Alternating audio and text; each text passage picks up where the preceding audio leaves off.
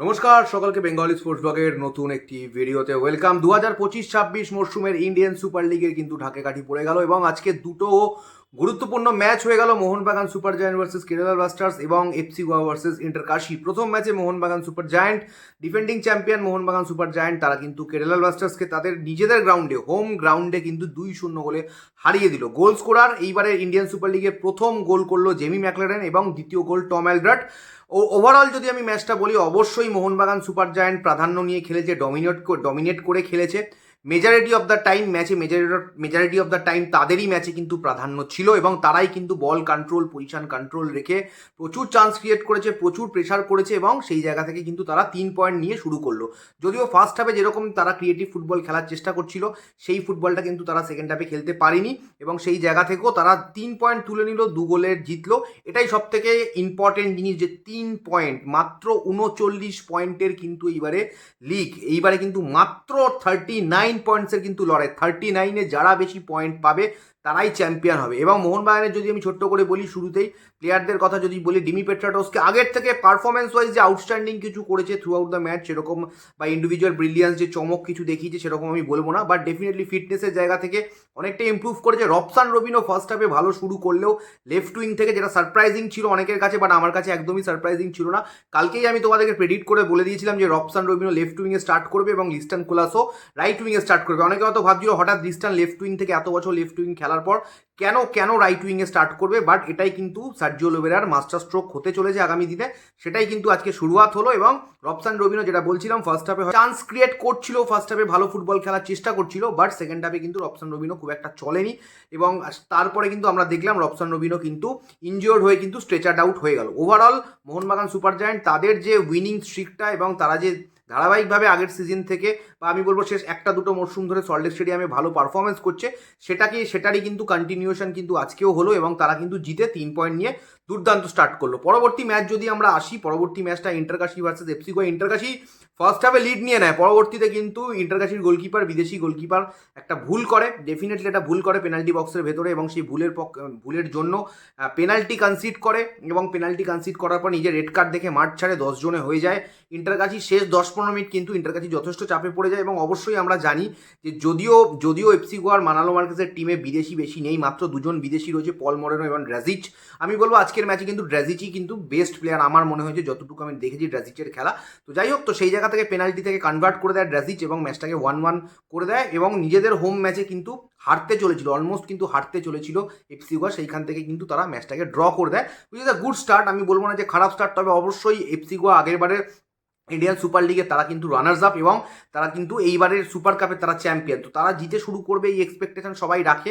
তবে হাবাসের দল কিন্তু একটা লড়াই দিল, তবে আমার মনে হয় যে হাবাসের এই টিমটার একটা খামতি হতে চলেছে আগামী দিনে, যেটা আমার এই মুহূর্তে প্রথম দিন দেখে মনে হলো যে ইন্ডিয়ান যে স্কোয়াডটা, সেই স্কোয়াডের ডেপথটা খুব একটা ভালো নয়।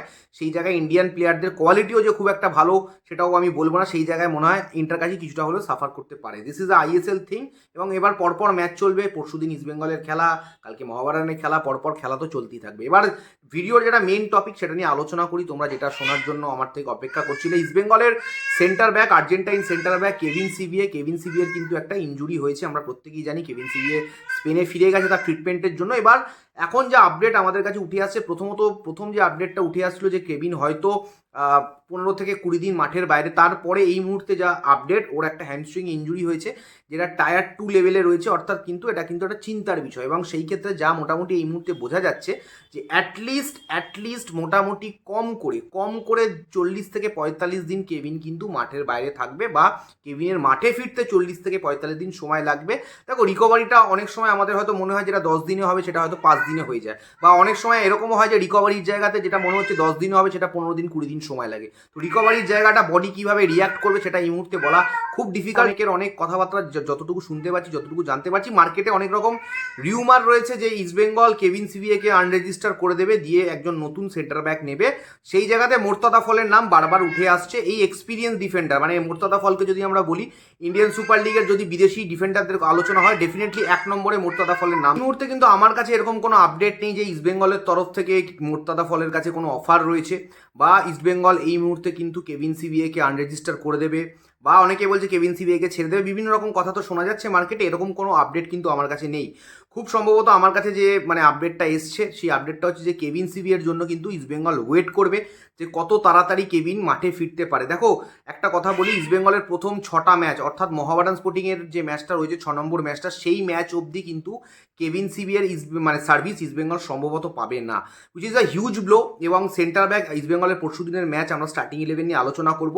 চান্সেস আর হাই যে আনোয়ার আর জিকসান জুটি আমরা দেখব, এবং রাইট ব্যাকে আমরা হয়তো নুঙ্গাকে দেখতে পারি আর প্রভাত লাকড়া।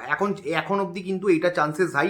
লেটেস্ট যে আপডেট যেভাবে ইস্টবেঙ্গল প্র্যাকটিস করছে এই মুহূর্তে, সেই জায়গায় কিন্তু Joy Gupta left back, centre back Anwar Jeakson এবং রাইট ব্যাকে সম্ভবত নুঙ্গা আর প্রভাত লাকড়া যে কোনো একজন স্টার্ট করবে। প্রভাত লাকড়াকে নিয়ে নতুন করে আমি আর বেশি কিছু বলতে চাই না এবং সেই নিয়ে চিন্তাও বাড়তে চাই না। যদিও রাকি ফিরে যাবে, রাকি খুব তাড়াতাড়ি ফিরে যাবে, তবে প্রথম ম্যাচে আমার মনে হচ্ছে না, যেহেতু একটা 7টা থেকে 8টা খুব সম্ভবত কিন্তু সেলাই পড়েছে রাকিবের কপালের ওপরে, তো সেই জায়গাতে আমার মনে হয় না যে প্রথম ম্যাচে সেই জায়গাটা ঠিকমতো শুকিয়ে না গেলে আমার মনে হয় সেই জায়গাতে অস্কার ইস্টবেঙ্গলের কোচ কিন্তু রিস্ক নেবে না রাকিবকে খেলানোর প্রথম ম্যাচে। অন্তত আমরা 16 তারিখের ম্যাচের নর্থ ইস্টের ম্যাচের ক্ষেত্রে এইটুকু বলতে পারি।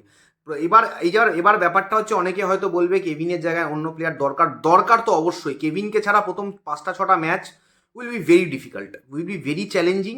এবং সেই জায়গাতে মানে ইস্টবেঙ্গল, দেখো আজ থেকে যদি 1 মাস আগে বলি, ইস্টবেঙ্গল যে জায়গায় ছিল, টিমটা যে জায়গায় ছিল, মনে হচ্ছিল they are on paper they are very strong side, যথেষ্ট ভালো মিডফিল্ড রয়েছে ইস্টবেঙ্গলের, এখনও রয়েছে, সেটা এখনও রয়েছে। কিন্তু at this point of time আমি যদি বলি, ইস্টবেঙ্গলের যে নতুন বিদেশি ইউসেফ, সে কিন্তু দলের সাথে কতটা মানিয়ে নিতে পারবে আগামীতে আমরা দেখতে পারবো। মাত্র 1 সপ্তাহ আগে এসছে, টুর্নামেন্ট শুরু হওয়ার 1 সপ্তাহ আগে মোটামুটি সে 1 সপ্তাহ প্র্যাকটিস করে মাঠে নামতে চলেছে।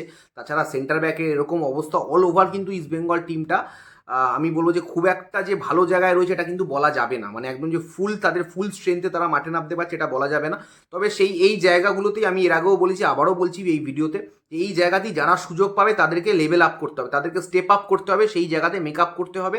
এটা আমার মনে হয় সেই কোয়ালিটি যদি তারা প্রডিউস করতে পারে স্টার্টিং 11-এ, কারণ নর্থ ইস্ট ম্যাচটা আমার মনে হয় না যে খুব একটা টাফ হবে, মানে হওয়া উচিত নয়। আমি বলছি না যে নর্থ ইস্টকে একদম ইস্টবেঙ্গল উড়িয়ে দেবে বা এরকম একটা ব্যাপার, বা নর্থ ইস্টের তো সেরকম বিদেশি মানে কোনো স্ট্রাইকার নেই টিমটাতে, ঠিক আছে, প্রপার কোনো বিদেশি স্ট্রাইকার নেই, আলাদিন আজারের মতো একজন প্লেয়ারকে তারা ছেড়ে দিয়েছে। তো সেই জায়গা থেকে দাঁড়িয়ে, এবং তার পরবর্তী ম্যাচটা কিন্তু দিল্লির সাথে রয়েছে, দিল্লির টিমটাও খুব একটা স্ট্রং নয়, বাট থার্ড ম্যাচটা এবং ফোর্থ ম্যাচটা কিন্তু ইস্টবেঙ্গলের যথেষ্ট চ্যালেঞ্জিং হবে। থার্ড ম্যাচটা জামশেদপুর, ফোর্থ ম্যাচে কিন্তু এফসি গোয়ার মতো মানে স্ট্রং টিম। এফসি গোয়ার খেলা আজকে আমরা দেখলাম, যা ইন্ডিয়ান স্কোয়াড আছে, এফসি গোয়া কিন্তু অনেক টিমকেই চ্যালেঞ্জ করবে, এবং বিদেশি না থাকলেও খুব একটা কিন্তু মানে তাদের পারফরমেন্সে এদিক ওদিক হবে না। হয়তো চ্যাম্পিয়নশিপ নাও ফাইট করতে পারে, তবে আশা করছি একটা মিড টেবিল অন্তত এফসি গোয়া ফিনিশ করবে। মানালো মার্কেজের এই দলটাকে তার মানে নখের দর্পণের মতো চেনে আর কি একদম, হ্যাঁ ঠিক আছে। তো সেই জায়গা থেকে ইস্টবেঙ্গলের অনেক প্রশ্নচিহ্ন রয়েছে এই মুহূর্তে। যেটা তোমরা জানতে চাইছিলে যে নতুন বিদেশি ডিফেন্ডার সাইন করাচ্ছি কিনা ইস্টবেঙ্গল, আপাতত যখন এই মুহূর্তে ভিডিওটা বানাচ্ছি কোনো আপডেট নেই যে ইস্টবেঙ্গল কেভিনকে আনরেজিস্টার করে নতুন কোনো বিদেশি সাইন করাবে। সেন্টার ব্যাক অনেক রকম রিউমার আছে, পরবর্তীতে দেখো এখন অব্দি এই যে খবরটা আছে সেটাই তোমাদের সাথে শেয়ার করলাম। এর পরবর্তীতে যদি খবর পরিবর্তিত হয়, যদি কোনো অন্য আপডেট আসে, নতুন কোনো আপডেট আসে, ডেফিনেটলি তোমাদের সাথে শেয়ার করবো। ইন্ডিয়ান সুপার লিগ শুরু হয়ে গেছে, জমজমাট খেলা শুরু হয়ে গেছে। আশা করছি তোমাদের ভিডিওগুলো ভালো লাগছে, এবং অবশ্যই ভালো লাগলে তোমাদের যে বক্তব্যগুলো সেগুলো কমেন্টের মাধ্যমে জানাবে, এবং the whole situation, the whole scenario কীরকম তোমাদের মনে হচ্ছে ডেফিনেটলি কমেন্টের মাধ্যমে জানিও। Thank you so much. অবশ্যই বেঙ্গলি স্পোর্টস ব্লগে সাবস্ক্রাইব করো, শেয়ার করো, বন্ধু বান্ধবের সাথে শেয়ার করো ভিডিওগুলো ভালো লাগলে। ইনফরমেশনগুলো তোমাদের যে বন্ধু বান্ধব যারা এই ইনফরমেশনগুলো জানতে চায় তাদের মধ্যে শেয়ার করো, হোয়াটসঅ্যাপ গ্রুপগুলোতে শেয়ার করো। দেখা হবে খুব তাড়াতাড়ি নতুন একটা ভিডিওতে। এখনের মতো সকলকে টাটা, গুড নাইট।